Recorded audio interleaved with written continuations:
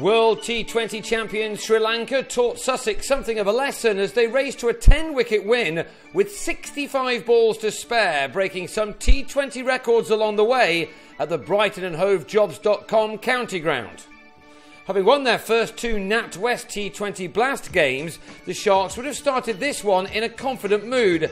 They began well enough too, with Matt Machin going well with a couple of early boundaries against a new-look Sri Lankan team which no longer has either Kumar Sangakkara or Mahela Jayawardene in this short format. Luke Wells, playing in just his second T20 match, struck the first 6 of the game as he and Machin took the score to 26 off the first 19 balls on a glorious day in Hove, which saw a very good crowd in at the ground. Wells was the first to go, having made a run of ball 11. He was the latest of a whole host of batsmen to be outdone by Lasith Malinga, who needed only 2 balls to have Wells caught off the edge by Tilarakne Dilshan. The pitch looked an absolute belter to bat on, and Michael Yardy would have been pleased to win the toss as he led the side once again, with the Sharks resting a few players after their wonderful exploits on Friday night and at Lord's on Saturday. Yardy and Machin took the total to 60 for 1 at the halfway stage of the innings.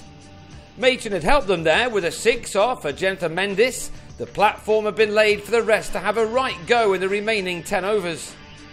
As it turned out though, the run rate never really improved.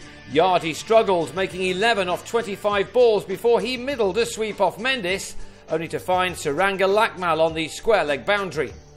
Rory Hamilton-Brown came and went quickly, edging Tisara Pereira behind after making only a single, a wicket which left the Sharks on 67 for 3.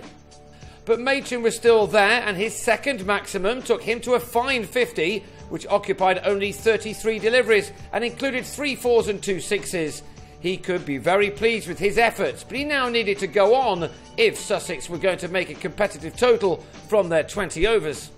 Only 1 boundary was hit off 4 overs, and then Ben Brown swung Malinga out to deep mid-wicket after making 14 out of the 102 for 4 on the board with 20 balls of the innings left.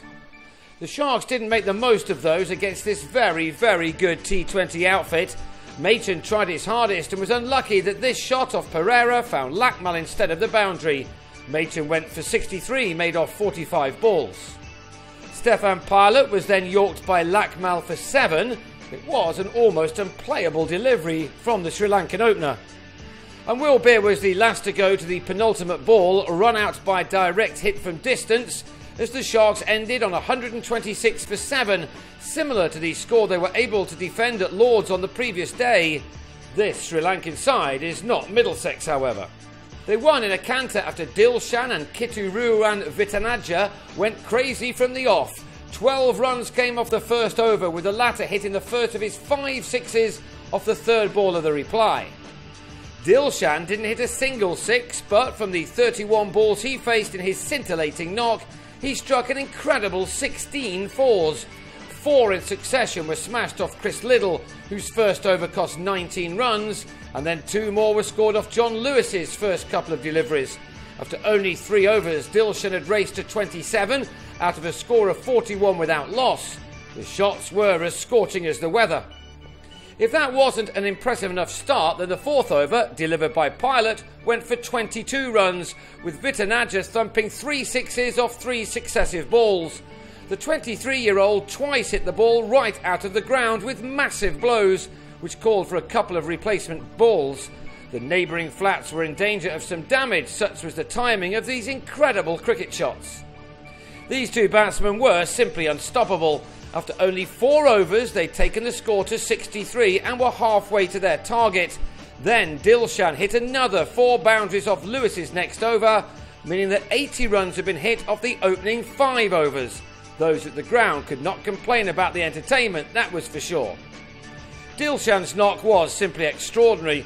He thumped another 4 4s off an over from Hamilton-Brown to reach a 50 off just 18 balls, 12 of which had gone to the boundary. 96 runs had come off the 6 overs of power play. The 7th over from Liddle deserved the applause it got, as only 4 runs came off it, but then Vitanaja launched into Beer, striking his 5th 6 from the first 19 balls of his innings. There can't be many cases when you hit a 50 off 22 deliveries and it not be the quickest of the innings, but that's what happened to Vitanaja, a man who didn't even play in the World Cup, although he has played a handful of tests for his country. He ended unbeaten on 52, and Dilshan hit the winning runs off the first ball of over number 10 to end on a 31-ball 73. It was the fastest successful chase of a score of 125 plus in the history of T20 cricket. The whole innings, in which 128 runs were scored, lasted only 40 minutes, with none of the Sharks bowlers managing to go for fewer than 10 runs per over. Yes, the Sri Lankans are a very, very good T20 side.